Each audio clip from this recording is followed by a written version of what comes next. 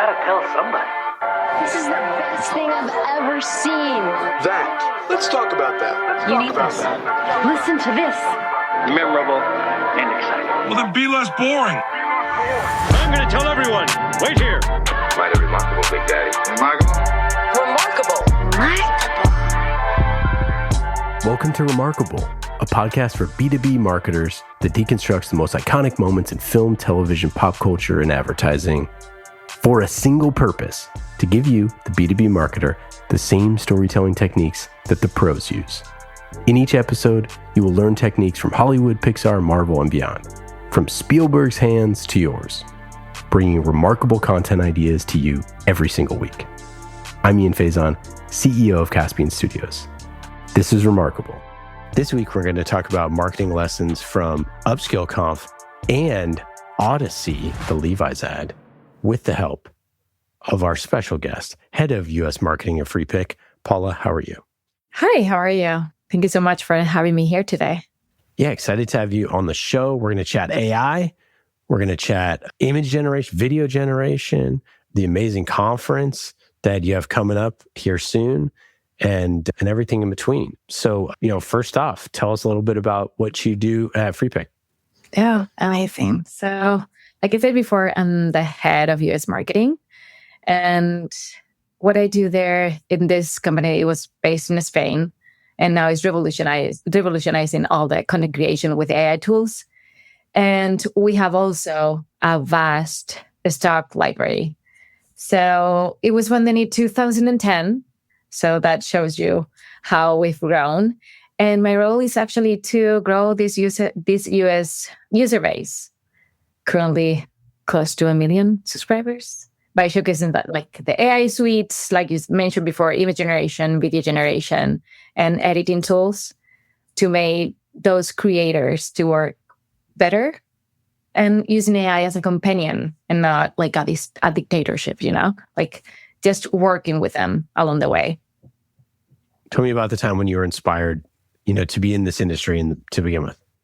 I remember that break even in my life when I was like sitting on the couch and I watched for the first time that Levi commercial called Odyssey.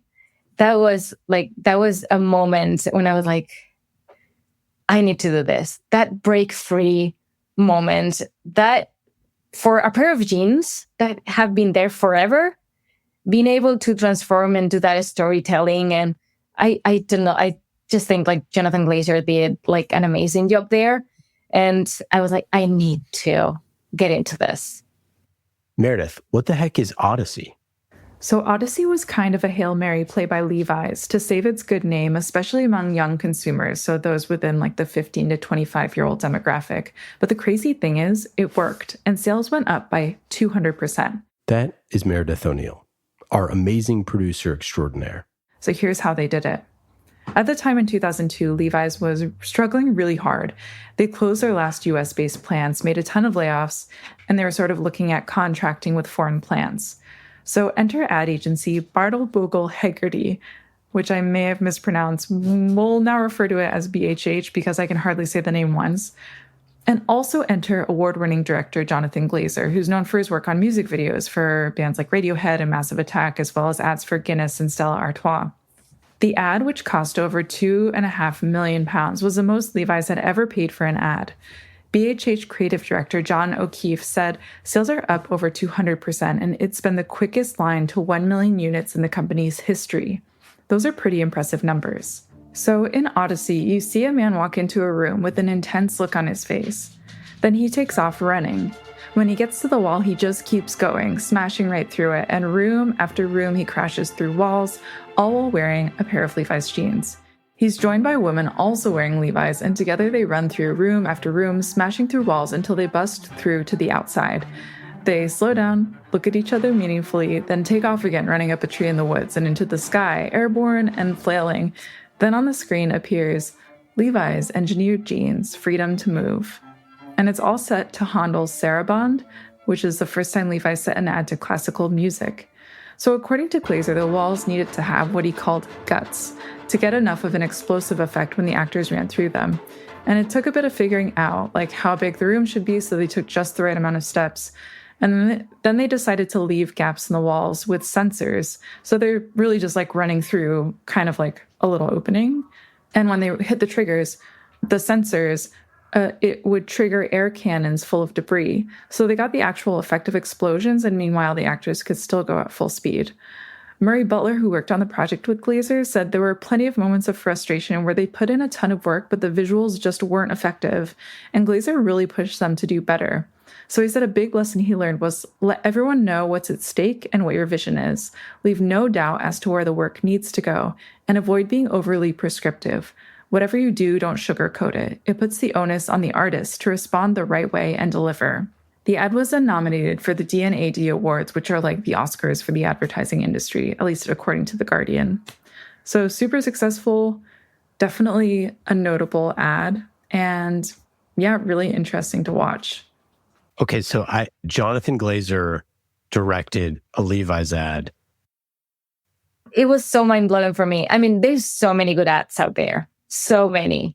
But I don't know, that, like being able to tie that storytelling, that inspiration, that to jeans. It's just, for me, it was a go-to moment. It was like, I want to be able to give a meaning to a brand. I want to be able to share what I feel wearing those jeans to everybody else, you know? I don't know if you have felt that way with like some kind of commercial. Maybe I'm weird, but Oh no, of course. That's why we're all in this business. Let's be real. I think that commercial was like in 2002, 2003, around that time. Yeah, so it's funny when you were just saying that, I pulled up the ad and I accidentally hit play, and so the soundtrack of the ad was playing in the background of when you were talking, and it made it even more dramatic. It was sick. Meredith, we might have to do that in post. It was really cool. I promise you, I don't know. That ad is just broke my, It's amazing. Very dramatic. Well, you know what's interesting, actually, because I accidentally had the sound on and I hit play, and it's so different if you watch this on mute versus with sound. Mm-hmm. And, you know, that's one of the things that I think creatively we all really struggle with in today's day and age is like, how do you create any type of experience that's immersive in any way? And like video can be immersive when you're wearing AirPods, or, you know, big headphones, or, you know, if you have surround sound or whatever. But if someone's watching it on, you know, if they're scrolling on Instagram or TikTok or whatever, and they don't have their sound on, then how can you make it? But no, this is such a great ad. I remember this. The other one that he did, I think, is he did the Kung Fu one. Yes. Which is an incredible ad that I remember, where, you know, it's this dude fighting this like super cool fight scene, and he's wearing Levi jeans. Oh my gosh, incredible. He was able to just talk about how durable they are, how resistant, how fitted can look in you, like how well they look. And he was able to talk about so many things, just telling you a story. It reminds me to this new ad, and coming back to 2025, to this Pedro Pascal ad with the AirPods. That music, those colors, that like sense of like, it's still you when you're sad. Mm-hmm. Like when it's okay to be sad. Like we have a soundtrack for that, and it's okay for you to be happy. Like it's the same you know, like targeting mental health, targeting the color palette, the festivity. It's just, I don't even know how to describe it, but that soundtrack, those emotions being shared on just AirPods is the same. It's just the way music, color, and having that storytelling being humanized, it just says so much. And that's why I don't think AI it's gonna take out anything. I think it needs to be humane. We need to be behind it. We need to be the person at the wheel. I mean, LLMs are created by us, so we have to be there, right? We had like our creative part is always going to be there. For sure. By the way, I didn't realize that this AirPods really is a short film. Was by Spike Jones. I think this is the way to go with commercials now. Like, if you really want to inspire, like, we are so used to, like you said before, these short formats that they don't make you stop and enjoy actually what a great production is. With AI, you don't have to invest much time in those pre-steps. Let's make great content. Let's forget about Will Smith eating spaghetti. Let's forget about like doing another Star Wars. Star Wars is going to be there. And of course, that's going to go viral because it's Star Wars, you know? Let's create like beautiful content for you to watch and like sit down and say, this is what a creative mind can do. This is what we can do with AI. Let's make something original. Let's create a path that it's different what we have done before. Yeah, I mean, I think that, and the proof here in the pudding, 40 million views on this Apple video on YouTube, which is insane. Yeah. and then another 300,000 on the making of it, which is pretty cool. Yeah, I mean, Apple has really pushed into the storytelling version of these 3-4 minute videos, highly produced short films, really, which is so cool and so smart with, amazing actors and directors and all that. But I think to your point, and I want to bring this back to the feeling that you felt, the point is inspiration, right? When you saw the Levi's ad Odyssey, where people are jumping through the walls, you were inspired to say, hey, how do I get in this industry? How do I make my way in this industry? This is what I want to do. The same way that, when you see the AirPods 4, ad with Pedro Pascal, in the same way that people felt when they came to your conference, that they saw something that they thought, oh my goodness, this is going to inspire me to create something. And I think, you're right. It all starts with story. It all starts with a character going through something. Hero's journey, right? Yeah, right. Or it starts with something just so cool that visually or audio or whatever that sort of makes you pick your head up and take notice. And I think that that's the thing, the exciting part about AI when you talk to people at at your conference, where it's creating space for them to tell the story that's been on their mind for a day or a month or a year. And that's really exciting.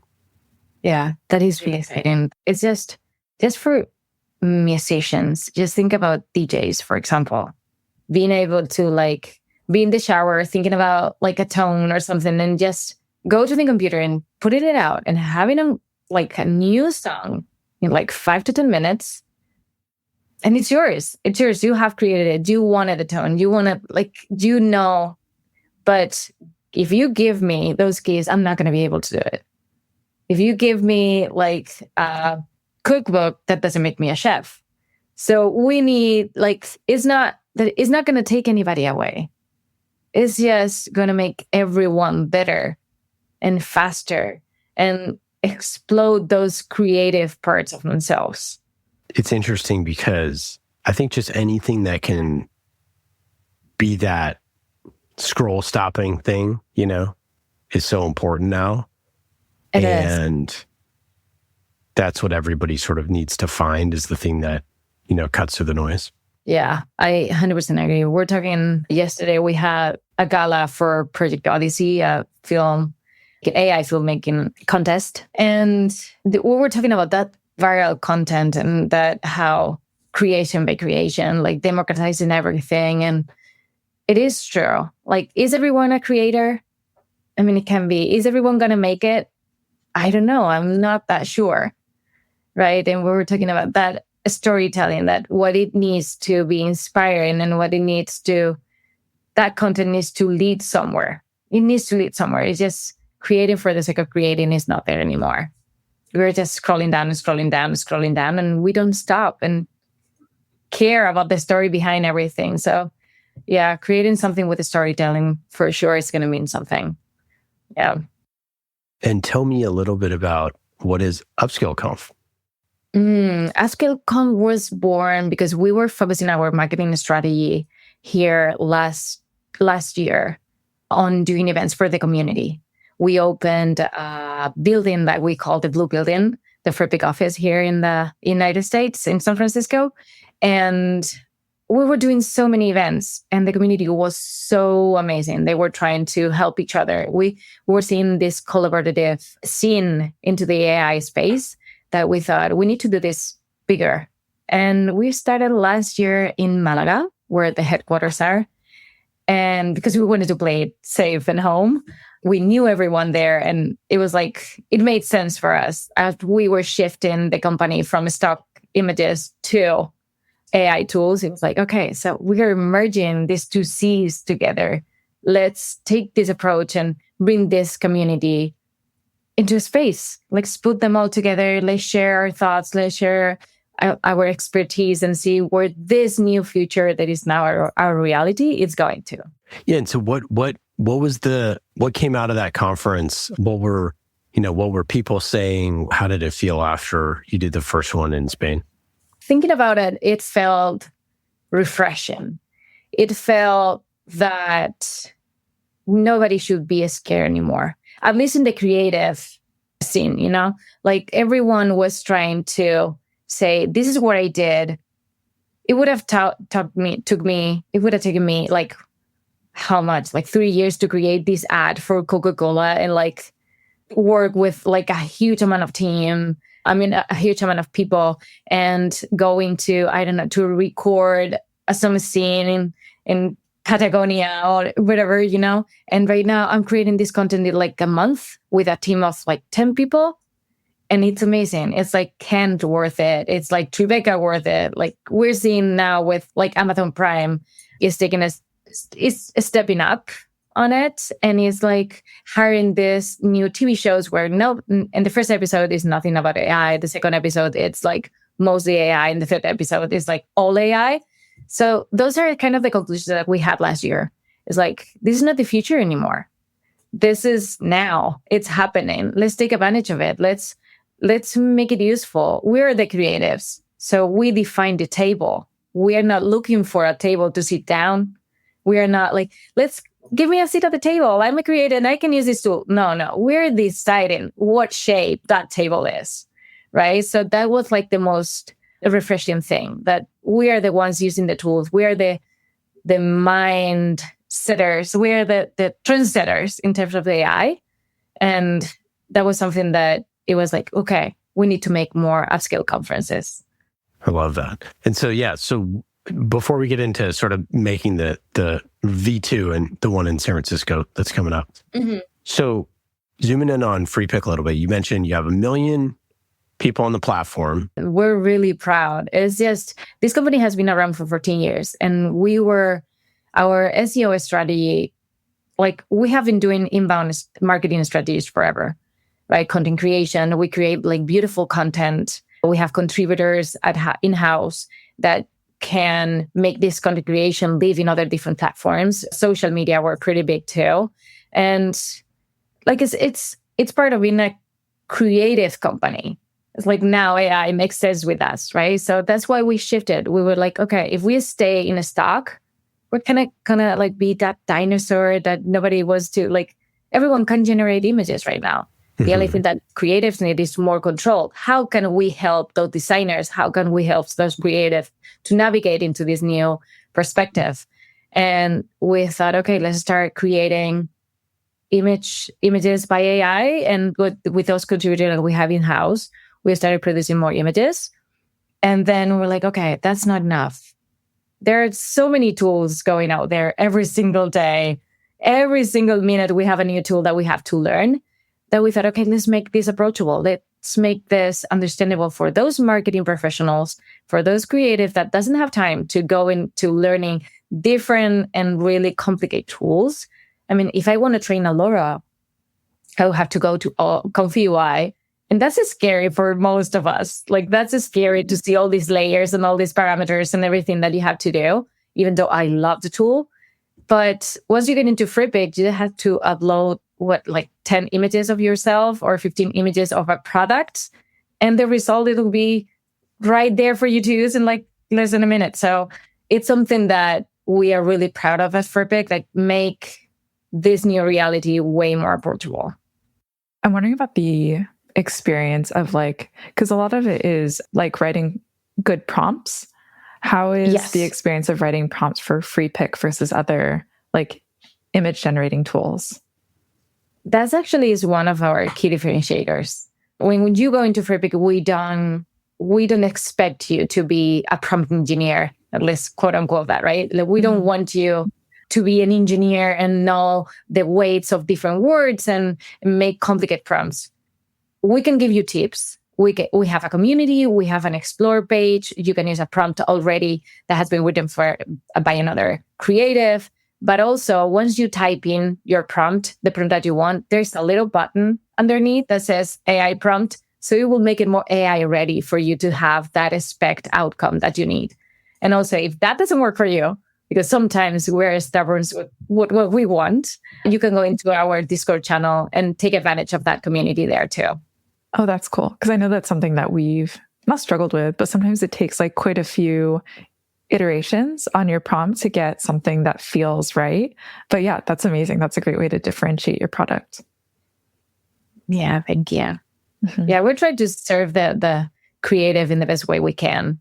It's just don't waste time on like diving into different tools and just at the end of the day, we care about the output. We care about the result and give it a use case, right? The creation for the sake of creation, I think is kind of like dying right now.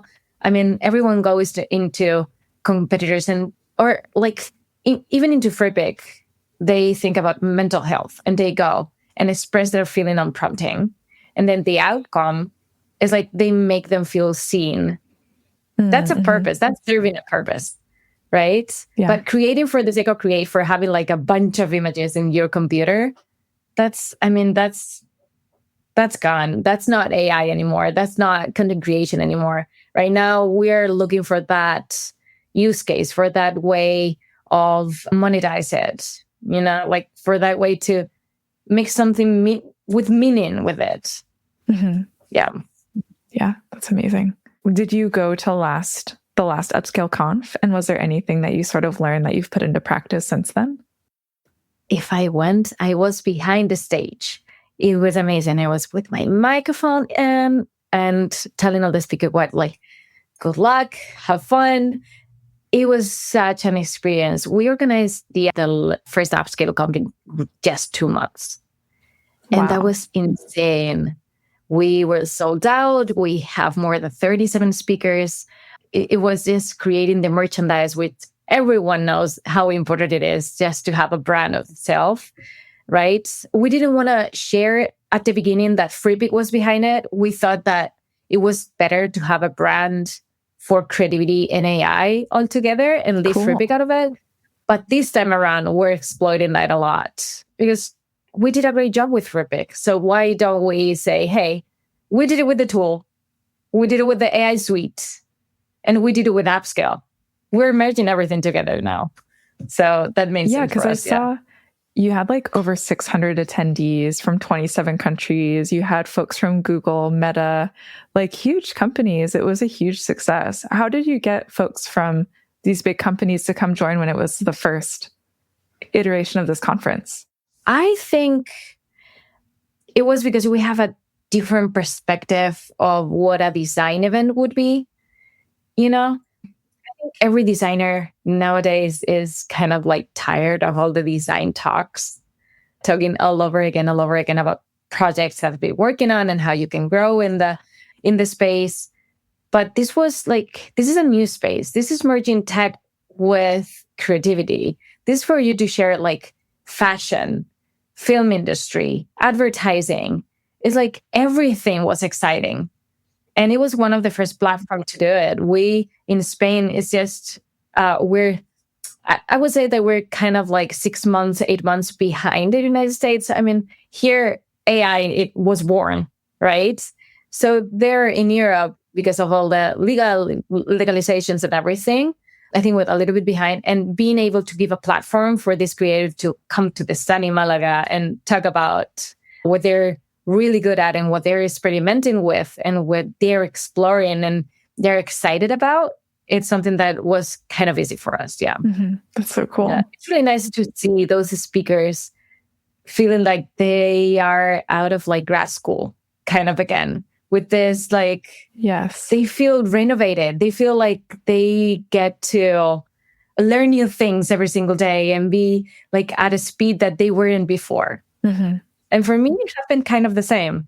Like I was in marketing for like my whole life since that Levi Odyssey video advertise.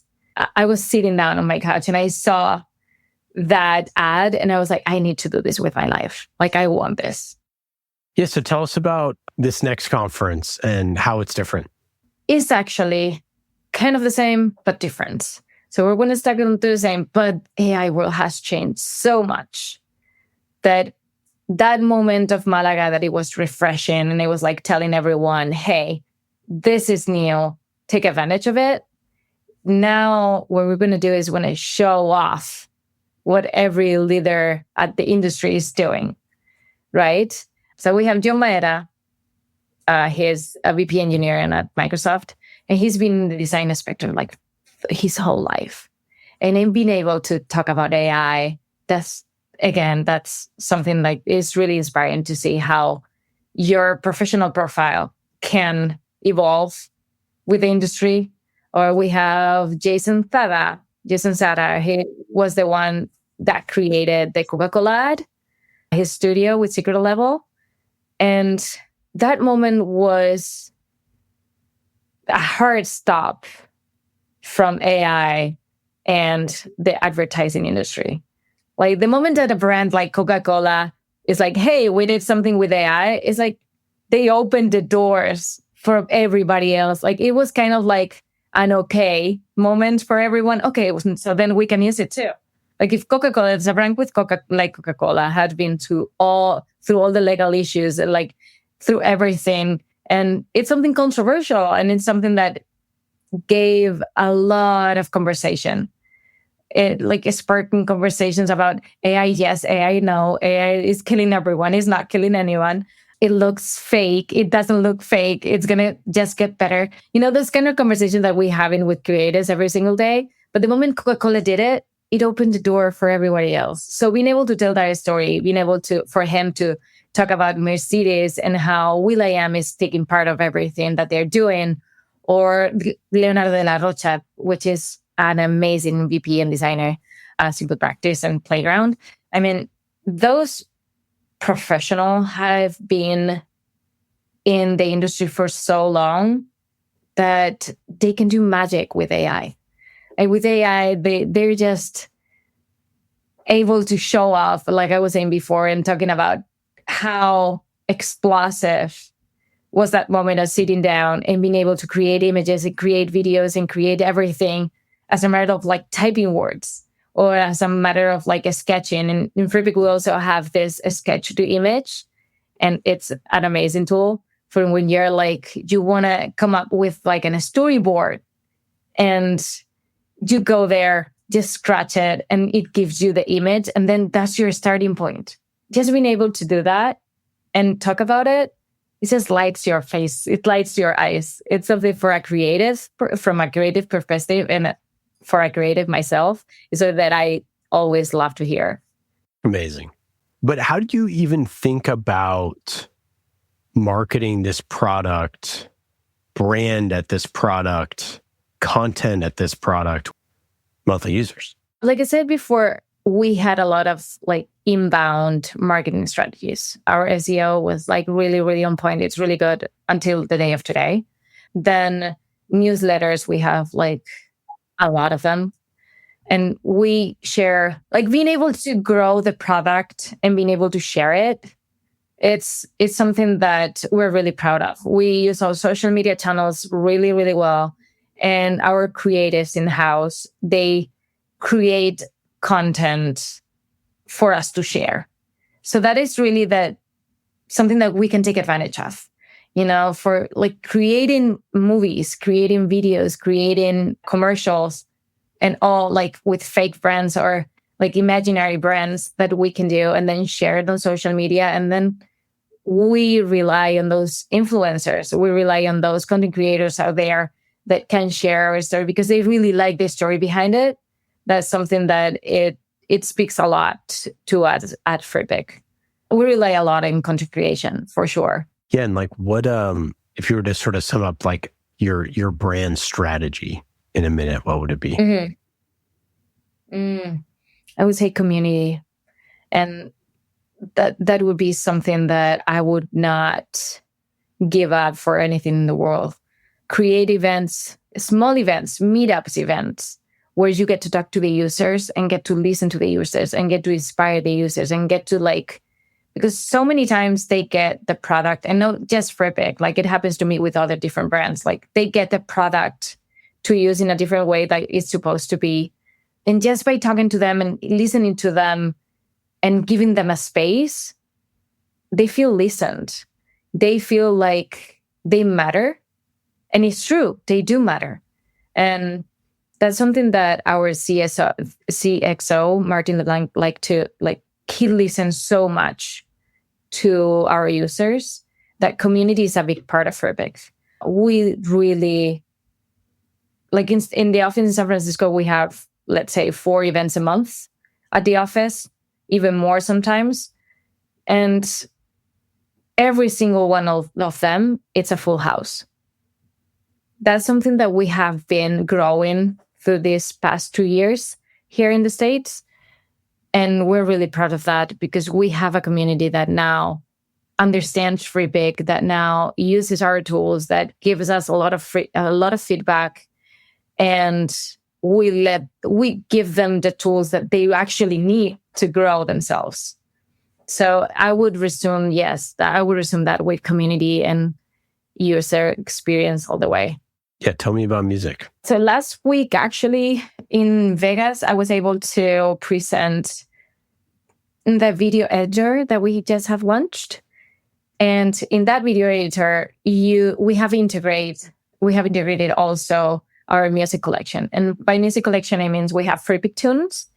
And that is a curation of music generated by AI that our team does. And the team underneath this bubble of Freepik tunes and this amazing and beautiful bubble they are experts in music. They have background in jazz. They are musicians themselves. So they are actually curating the best of the best music that they actually create and put it out there for you to download it commercial-free use. So you can download any piece of music, any track, and create commercials, create for content creation, for marketing, for social media, for anything actually. So now we have image generation with the best tools in the market out there. We have video generation with VO2. We have Minimax. We have Clean. We have all the tools out there, like the best ones. We have music and we have the editing tools. Why would you leave Freepik? You don't have to. And we have like that vast of assets that we have been for the past 14 years creating and those beautiful pictures. And we have, if I'm not wrong, we have like 247 million assets. So it's like a lot of assets for you to use. And when we were talking before about SEO and how Freepik was able to tackle that down, the moment you look for a picture, and let's say a picture of Malaga, Freepik is going to be one of the first results and give you that image, or an icon, or a vector. So that helped a lot to create that user base. And now we're educating them. We're doing this journey with them with these AI tools and making their life easier. So yeah, if you want to try, check it out. Yeah, it's amazing. We've messed around with it, and it's super cool. And I really like it. Like you mentioned, some of the templates and some of the community feed and stuff like that, and that's really helpful because I think. And then the Freepik's choice, and there's some other things in there where you can see sort of what other people have done, or a little curated list, and you just sort of get just some really cool versions if you're sort of going there with a blank canvas. Yeah, it's just 100% AI is giving us something. giving us or taking us something is taking away the fear of the blank page. So it's giving us that freedom to use anything, but with like not that white board, how am I going to start with this? Right. So yeah, I think at Freepik we try to do that for the community. Yeah. Amazing. Paula, wonderful having you on the show. Thanks so much for sharing. We are going to be following along. Excited for the event coming up. Hope to see you there. And any final thoughts? Anything to plug? No, I think everyone is more than welcome to come to the conference on the 20th and 21st of May at the SF Jazz, which is like a really beautiful and musical venue. We will have an immersion experience with video and music too that tackle up with what we were talking about, Freepik tunes. We want to give those creative a creative space for them to shine. And I hope everyone can enjoy that. Amazing. Thanks, Paula. We really appreciate it. Well, that's it for today. I hope you got some good ideas for your B2B content. Thank you for listening to Remarkable. I'm Ian Faison, CEO of Caspian Studios. Remarkable is created by the team at Caspian Studios, B2B podcast as a service. Caspian also creates fiction series for B2B companies, so if you want a business thriller, you can learn more at caspianstudios.com. Hollywood-style storytelling for B2B. And in today's episode, you heard from myself, Ian Faison, and Meredith O'Neill, senior producer here at Caspian Studios. Remarkable was produced this week by Meredith O'Neill, mixed by Scott Goodrich, and our theme song is Solomon by Falak. Be remarkable and rise above the noise.